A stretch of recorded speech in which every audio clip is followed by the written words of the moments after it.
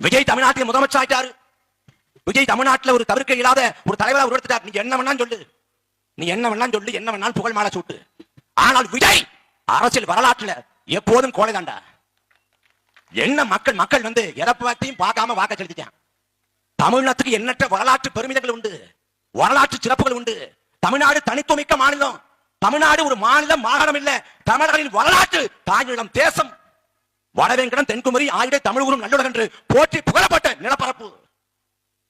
பகவதி ஆற்று, பன்மலை அடுக்கத்து, குமரி கோடும், கொடுங்கடல் கொள்ள என்று போற்றி புகழப்பட்ட நிலப்பரப்பு தமிழ்நாடு. மூன்று சங்கங்கள் தென்மதுரை, கபாடபுரம், இன்றைக்கு கூடிய மதுரை என்று 3 சங்கம் வைத்து வளர்த்த நிலம் இந்த தமிழ்நாடு.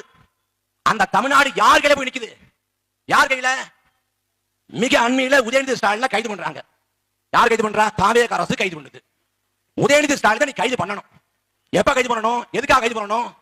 திமுக ஆட்சி காலத்துல இதே திமுக அரசு பல ஊழல்களை, பல முறைகேடுகளை செஞ்சது.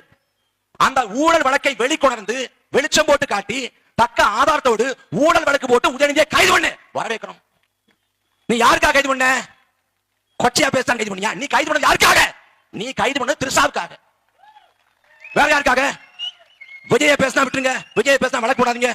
விஜய் என்ன வேணாலும் பேச போட்டும். ஆதவர்ஜனா பேசினா விட்டுருங்க, வழக்கு போடாதீங்க. உச்சியானந்த பேசினா வழக்கு போடாதீங்க.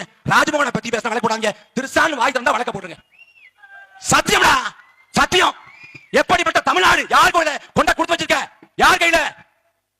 நாவலரும் பாவலரும் ஆண்டு தந்த தமிழ்நாடு. நாம் தமிழர் என்று பாடுன்னு பாடின மூவேந்தர் முறை செஞ்சது தமிழ்நாடு.